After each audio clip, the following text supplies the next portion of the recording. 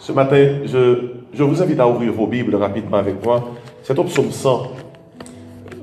Le livre des psaumes, c'est le recueil des chants des enfants d'Israël.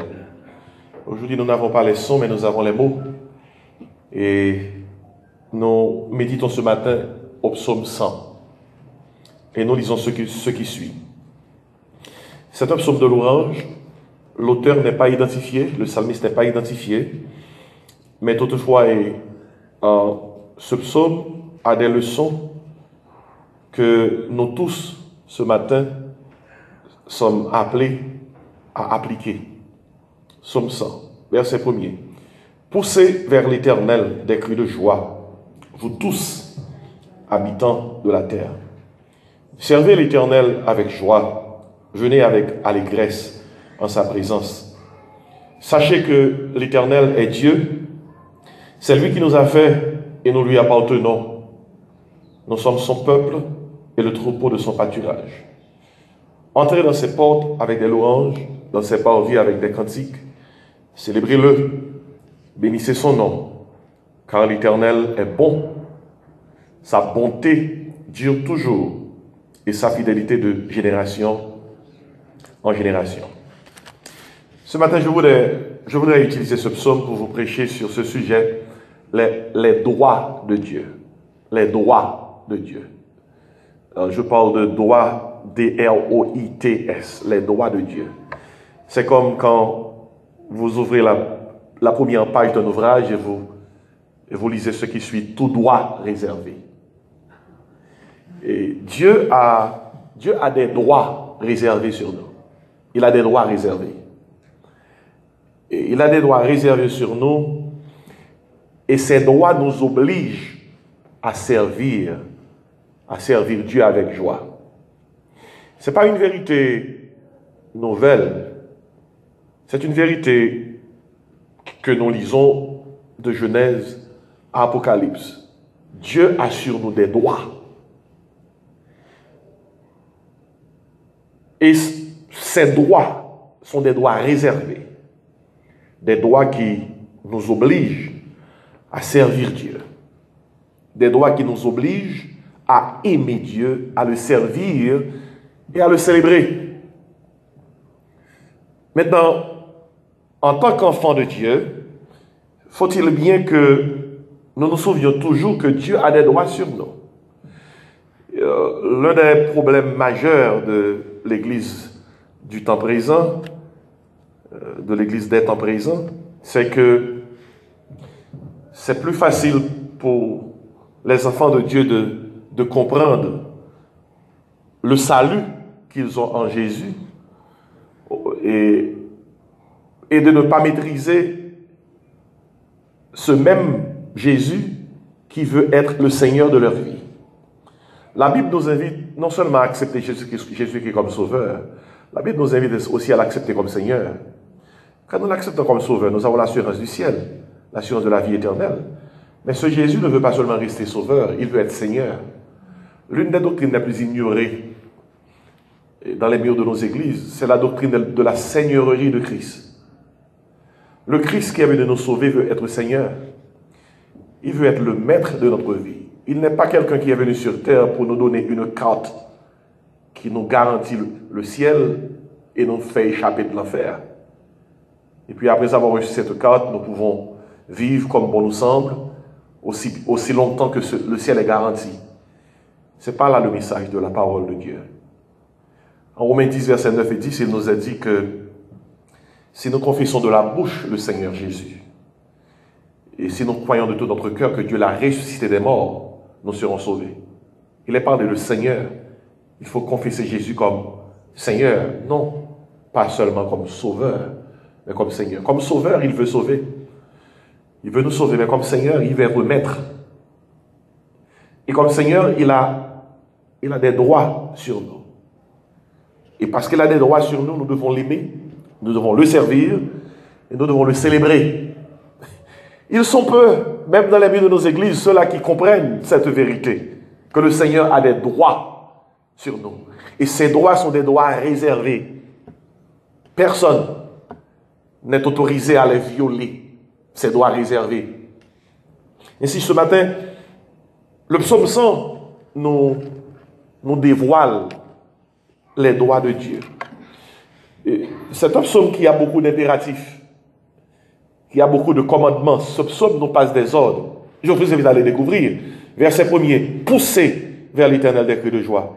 Verset 2, servez l'Éternel avec joie. Venez avec allégresse dans sa présence. Verset 3, sachez que l'Éternel est Dieu, c'est lui qui nous a fait et nous lui appartenons. Verset 4, entrez dans ses portes avec des louanges.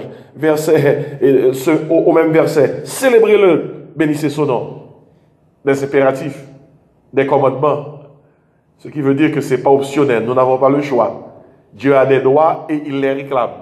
Au psaume 24, il dit, à l'Éternel la terre, est-ce qu'elle renferme le monde et ceux qui l'habitent. Il a des droits. Dieu réclame ses droits. Dieu réclame ses droits. Et ce psaume révèle les droits de Dieu. En tant qu'enfants de Dieu, nous devons réaliser quotidiennement que Dieu assure nous des droits et il va faire en sorte que ces droits soient réclamés. Le premier droit que nous découvrons que Dieu assure nous, c'est le droit de l'éternité. Il assure nous le droit de l'éternité. Et je souligne pour vous ceci. Il est dit au verset 1er, nous sommes invités à pousser vers l'Éternel des cris de joie. Et tous ceux-là qui habitent la terre sont invités à le faire. Ce n'est pas seulement une invitation, c'est un ordre, c'est un commandement. Et puis au verset 2e, il est dit, servez l'Éternel avec joie. C'est encore un ordre. Il est dit, venez avec allégresse en sa présence. Et au verset 3e, on commence par nous donner les droits de Dieu. Le premier droit, c'est le droit de l'éternité. Il est dit, sachez que l'Éternel est Dieu. Cela veut beaucoup dire. Il est Dieu. Il est Dieu. Et vous ne pouvez pas vraiment servir l'Éternel si vous ne le connaissez pas. Il a dit, sachez que l'Éternel est Dieu. Dieu a le droit de l'éternité parce qu'il est l'éternel Dieu. Il est l'éternel. Il est l'éternel. Il est le grand je suis. Quand Moïse a demandé à Dieu de s'identifier pour qu'il puisse identifier Dieu auprès de Pharaon et du peuple de Dieu en Égypte, Dieu a dit, vous leur direz que celui qui s'appelle je suis m'a envoyé vers vous. Et quand Dieu s'identifie par je suis, cela veut dire c'est le Dieu qui existe de par lui-même. Nous n'existons pas de par nous-mêmes. Parce que de Dieu, nous recevons la vie, le mouvement et l'être. Si Dieu veut nous éteindre ce matin, il peut le faire. Parce qu'il a le bouton entre ses mains, il a le plein pouvoir de le faire. Mais Dieu existe de par lui-même. Personne ne peut éteindre Dieu. Il est l'Éternel. Il est Yahvé. Il est le grand je suis. Il existe de par lui-même. Moïse a écrit au psaume 90 en parlant de Dieu, Seigneur, tu as été pour nous refuge de génération en génération, avant que les montagnes fussent nées, et que tu eusses créé la terre et le monde. D'éternité en éternité, tu es Dieu. Dieu a ce droit sur nous, le droit de l'éternité. Sachez que l'Éternel est Dieu. Bon, nous sommes conscients que le monde a à sa gouvernance de grands chefs. Il y a les rois, les princes de la terre, les princes de ce monde, les grands chefs d'État. Quand nous les voyons à la télévision, dans les réunions au sommet, mes amis, des fois nous nous disons, ces grands-là pensent qu'ils sont Dieu. Hein? Ils sont entourés d'hommes à leur service, capables de leur assurer la sécurité dont ils ont besoin. Mais la réalité est celle-ci. Dieu n'a besoin de personne pour le sécuriser. Dieu n'a besoin de personne pour lui assurer une quelconque sécurité. Dieu peut s'assurer sa sécurité. Il est l'Éternel. Il est l'Éternel. Il a le droit de l'éternité. Et par rapport à l'Éternel, nous devons comprendre que ceux-là qui siègent au timon des affaires de ce monde ne sont que des humains. Et la Bible dit de nous tous, nous sommes poussière et nous retournerons à la poussière. Mais Dieu a sur nous le droit de l'éternité. Il est l'éternel. Il existe de par lui-même. Il est le grand je suis. Quand Jésus est venu s'incarner sur cette terre pour nous sauver, un jour, il tint un discours devant quelques-uns de ses adversaires et il le déclare à ce qui suit. Avant qu'Abraham fût, je suis. C'était sa façon à lui de leur dire, moi Jésus, je suis Dieu. J'existe de par moi-même. Ça, c'est une bonne réponse, spécialement pour ceux-là qui ne croient pas que Jésus-Christ est Dieu. Il y a de ces dénominations qui croient que Jésus-Christ est un petit Dieu. En Jean 1er, la Bible dit clairement, la version grecque dit clairement, au commencement était la parole, et la parole était avec Dieu, la parole était Dieu. Jésus est Dieu. La Bible dit qu'il est Dieu. Mais il y a de cette dénomination, dont je ne vais pas citer le nom, qui ajoutent dans leur version, dans leur Bible, dans leur propre version, et la parole était avec Dieu, la parole était un Dieu. Savez-vous que ceux-là qui nient la divinité de Jésus-Christ ne peuvent hériter le royaume de Dieu? En Jean 17, verset 1 à 3, Jésus-Christ a ajouté, en priant le Père, il priait pour ses disciples, et il a ajouté dans cette prière, Seigneur, ô Dieu, il s'adressait au Père, la vie éternelle, c'est qu'ils te connaissent, toi, le seul vrai Dieu, et celui que tu as envoyé, Jésus-Christ. En Jean 14, Jésus-Christ avait été en pourparlers avec ses disciples. Un de ses disciples lui a demandé de leur faire connaître le Père. Et Jésus a dit à ses disciples, il y a si longtemps que je suis avec vous, vous ne connaissez pas le Père? Celui qui m'a vu a vu le Père. Et si Dieu a sur nous le droit de l'éternité, il a envoyé Jésus nous sauver.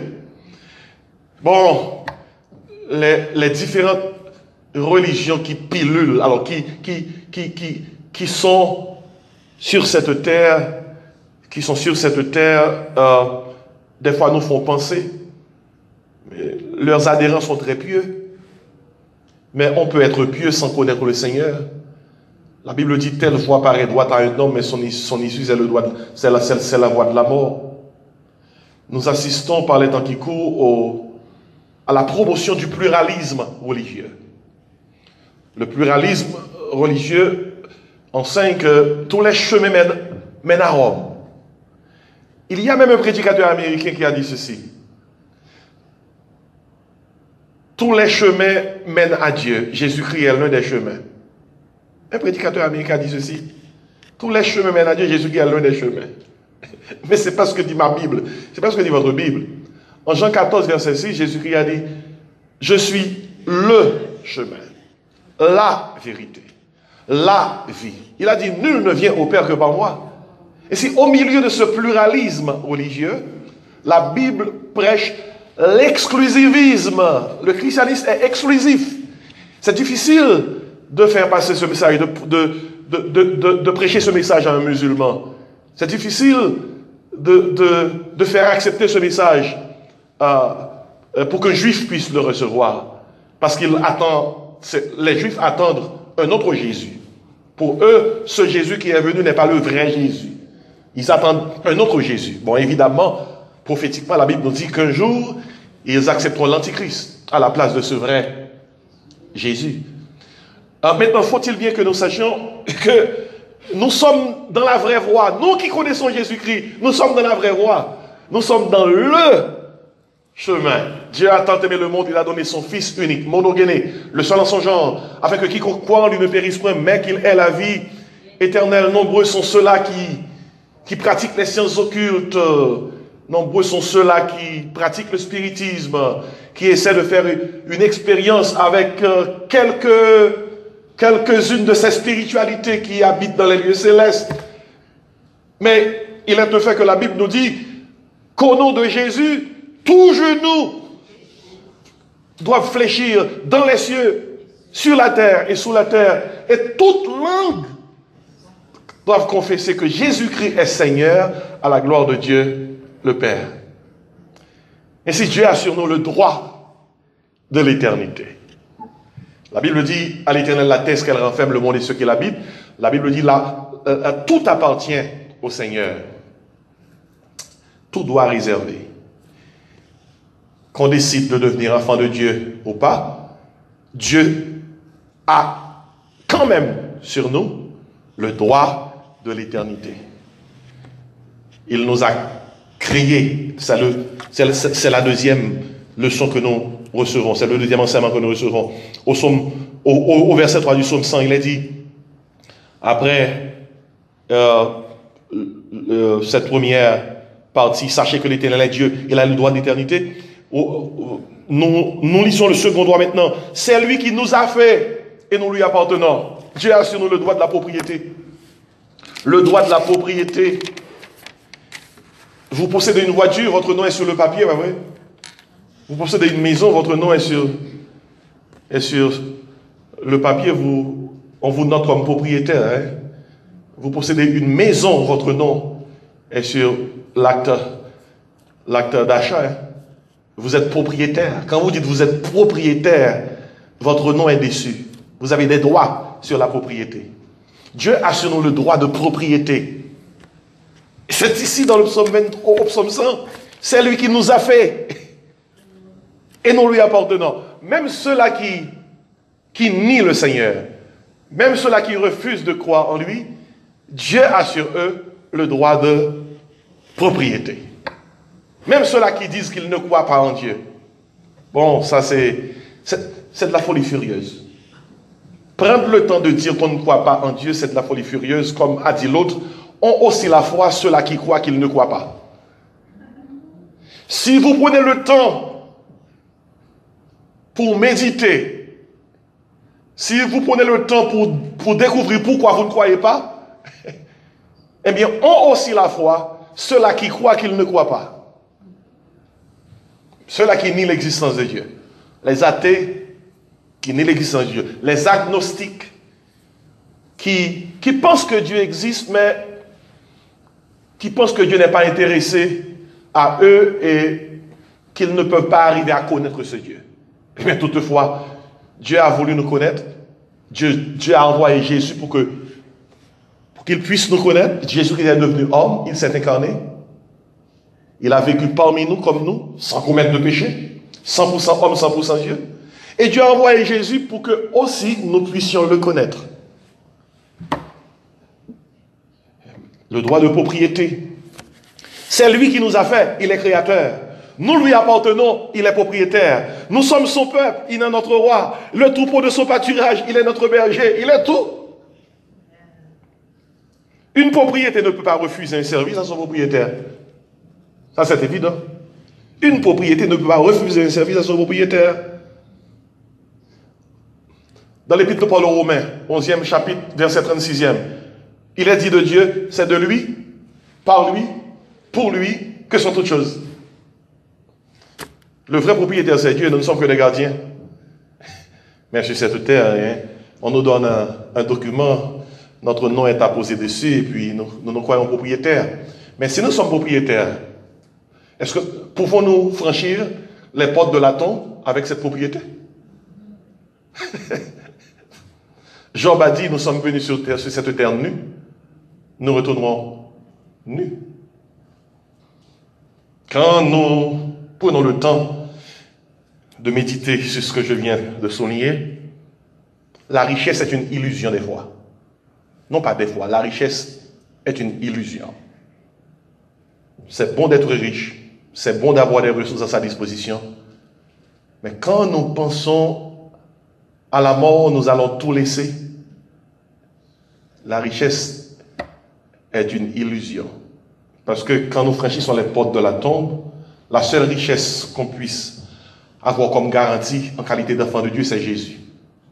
Au psaume 23, il a dit, quand je marche, le psalmiste a dit, quand je marche dans la vallée de l'ombre de la mort, j'apporte mes richesses avec moi. Non, il n'a rien dit de ce genre. Il a dit, je ne crains aucun mal, car tu es avec moi. Jésus-Christ est notre plus grande richesse. Et je dis Amen ce matin. Il est notre plus grande richesse.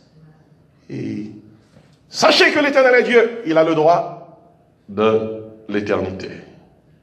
C'est lui qui nous a fait et nous lui appartenons. Il a le droit de propriété. Nous sommes à lui. Nous appartenons à lui. Paul a dit aux chrétiens de Corinthe, ne savez-vous pas que votre corps est le temple du Saint-Esprit de Dieu, que vous avez reçu de Dieu et que vous ne vous appartenez point à vous-même? Il l'a dit, 1 Corinthiens 6, 19, 20. Il a dit à ces chrétiens et à nous autres indirectement aujourd'hui, il leur a dit, glorifiez donc Dieu dans votre corps et dans votre esprit qui appartiennent au Seigneur. Ainsi, Dieu assure nous le droit de l'éternité. Il est l'éternel. Il a toujours existé. Il existe de par lui-même. Dieu assure nous le droit de la propriété, c'est lui qui nous a fait. Et voilà pourquoi nous sommes invités au verset 4e à entrer dans ses portes. Comment? La tête baissée? Non, à entrer dans ses portes avec de l'orange. À entrer dans ses parvis avec quoi? Des cantiques. À le célébrer. À bénir son nom. Bénir son nom. Le mot c'est elogeo, c'est comme éloge, à faire l'éloge de son nom. Dire de bonnes choses de Dieu. C'est ça, et bénir son nom. Et puis, au dernier verset, nous retrouvons les deux derniers droits de Dieu.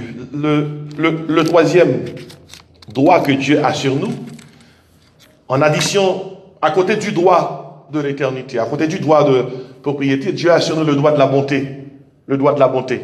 Il a dit ici, car l'Éternel est bon, sa bonté dure toujours. Que veut dire ça? Qu'est-ce que voulons-nous dire par là? Suivant le psaume 23, que Dieu a sur nous le droit de la bonté. La bonté est un attribut de Dieu. C'est un attribut de Dieu. La bonté est inhérente à son caractère. Dieu ne fait pas de bonnes choses. Il est bon. Il ne fait pas de bonnes choses pour être bon. Il est bon et tout ce qu'il fait est bon. La bonté est sa nature. C'est inhérente à lui-même. Jacques 1er 17 nous dit ceci. Toute grâce excellente, tout don parfait descend d'en haut. Et c'est toute bonne chose vient d'en haut. Du Père des Lumières. Il a dit chez lequel il n'y a ni changement ni ombre de variation. C'est une beauté inhérente. C'est la nature de Dieu d'être bon. La bonté de Dieu est infinie, illimitée. Elle transcende l'espace, le temps, la matière. Elle dure toujours. Elle ne change pas. La bonté, c'est le nom même de Dieu. Un jour, quand Dieu décida de mettre Moïse à la tête du peuple, Moïse a hésité. Finalement, Moïse a demandé à Dieu, si c'est ce que tu me demandes de faire, je veux te voir. Moïse a demandé à Dieu de s'identifier physiquement. Quel Moïse est. Et Dieu te dira à Moïse, Moïse, tu sais bien que tu ne peux pas me voir. Si tu me vois, tu vas mourir. Moïse a insisté. quel type, hein? Il a insisté. Et Dieu a dit à Moïse, ok, tu vas te cacher dans ce trou et je vais passer. Bon, ici, il y a toute une théophanie. La théophanie, c'est Dieu qui prend une forme pour aider nous, les humains, à le saisir dans notre dimension. Théophanie, théos phanéos. Dieu prend une forme. Dans l'Ancien Testament, nous voyons plusieurs Christophanies. Par exemple, quand Abraham, ces anges-là, sont descendus le visiter pour lui donner des informations au sujet du jugement qui allait tomber sur Sodome et Gomorrhe, il a dit qu'Abraham se tenait devant l'Éternel. Physiquement, l'Éternel était devant lui. C'était une Christophanie. Une Christophanie, c'est une apparition pré-bethléémique de Jésus-Christ dans l'Ancien Testament. Je construis un adjectif ici. Bethléem, bethléémique. Jésus est né à Bethléem, mais la Christophanie, c'est une apparition pré-bethléémique de Jésus-Christ avant que Jésus soit venu sur cette terre pour nous sauver. Ces apparitions étaient des Christophanies. Le Christ prenait une forme pour venir accomplir une mission. Mais si pour retourner à Moïse, Dieu a dit à Moïse, va te cacher, je vais passer. Et puis Moïse est allé se cacher. C'est comme deux enfants qui jouent. Moïse est allé se cacher et puis Moïse a entendu Dieu passer. Dieu a dit à Moïse, tu ne vas pas pouvoir voir ma face, tu vas voir mon dos. C'est encore une théophanie. Ainsi, Dieu allait passer et Moïse était dans le trou. Et tandis que Dieu passait, en Exode 33, verset 19, savez-vous ce que Dieu a dit à Moïse? Je vais passer, mais je vais faire passer devant toi ma bonté. Dieu allait passer, Dieu a dit à Moïse, la bonté va passer. La bonté, c'est le nom même de Dieu. En priant, vous pouvez vous adresser à Dieu en disant, bonté, je suis à tes pieds. Sois bon envers moi. Moi, je dis Amen. Dieu a sur nous le droit de bonté parce que toutes les bonnes choses qui viennent nous trouver viennent de Dieu.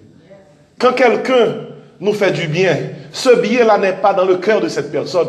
La Bible nous dit qu'il n'y a pas de bien, il n'y a pas de bonnes choses dans nos cœurs. Jérémie 17, verset 9 nous dit, le cœur de l'homme est tortueux par-dessus tout. Il est méchant. Qui peut le connaître? Seul Dieu peut le connaître. Quand quelqu'un nous fait du bien, c'est Dieu qui met ce bien dans le cœur de cette personne. Dieu seul est bon. Et puisque Dieu est bon, nous devons répondre à cette bonté. Quand vous avez un fils, quand vous avez des enfants, vous leur donnez à manger, vous prenez soin de ces enfants, vous leur donnez toutes les ressources dont ils ont besoin pour qu'ils puissent grandir. La seule chose que vous réclamez de ces enfants, c'est le respect. Vous réclamez qu'ils vous obéissent. Vous réclamez qu'ils aient à votre endroit un quelconque égard. Vous réclamez qu'ils vous honorent. La Bible invite les enfants à honorer leurs parents. Vous ne réclamez pas que vos enfants vous remboursent tout ce que vous avez dépensé pour eux depuis leur enfance. Ils ne pourront jamais le faire. Combien d'enfants rembourserait ses parents, sa mère, de l'avoir porté 9 mois, de l'avoir allaité, changé ses couches? Bon, je ne vais pas continuer sur ce chemin. Ok? Combien d'enfants rembourserait ses parents pour tout ce qu'il a reçu de l'enfance jusqu'à l'adolescence, avant de franchir l'âge adulte pour se marier? Même après s'être marié, ces enfants-là sont encore à vos pieds. Pour des conseils. Mamie, j'ai besoin de ceci. Papi, peux-tu m'aider à faire ceci? Même quand ils sont grands, ils ont 30, 40 ans. Si vous avez de quoi pour les aider, ils vont venir vers vous. Ils vont venir vers vous. La seule chose que vous réclamez de ces enfants, c'est l'honneur, le respect, l'obéissance. Ainsi, Dieu a sur nous le droit de la bonté. Cela veut dire, parce que Dieu est bon envers nous, nous devons l'aimer. Nous devons le servir. Nous devons le suivre. Nous devons le célébrer. Nous devons l'honorer. Nous devons le respecter. Nous devons le craindre. Le craindre implique, nous devons avoir pour lui un respect infini. C'est le droit de la bonté. Bon, ce matin, nous avons pu découvrir des droits. Le droit de l'éternité, le droit de la propriété, le droit de la bonté. Et finalement, Dieu a sur nous le droit de la fidélité. Il a dit, sa fidélité dure de génération en génération. Le droit de la fidélité. Dieu est fidèle. C'est son nom. Comme la bonté, fidélité, c'est son nom. La fidélité est inhérente à Dieu. Sa fidélité est infinie. Dieu est fidèle veut dire que Dieu tient sa promesse. Il peut faire ce qu'il dit. Et il dit ce qu'il fait. Il peut faire ce qu'il dit et il dit ce qu'il peut faire. Quand il dit, la chose arrive. Même si ça prend 25 ans pour Abraham pour qu'il ait un enfant, même si ça prend 13 ans pour Joseph pour qu'il soit chef, même si ça prend 15 ans pour David pour qu'il soit roi, Même si ça prend 40 ans pour Moïse pour qu'il soit le leader du peuple de Dieu. Même si ça prend 30 ans pour Jésus pour qu'il commence son ministère, un ministère de 3 ans et demi, quand Dieu dit quelque chose, ça va arriver. Et si je vous dis ce matin de la part de Dieu, si Dieu a dit quelque chose pour vous, ça va arriver. Amen. Il dit ce qu'il fait, il fait ce qu'il dit. La fidélité, c'est le nom de Dieu.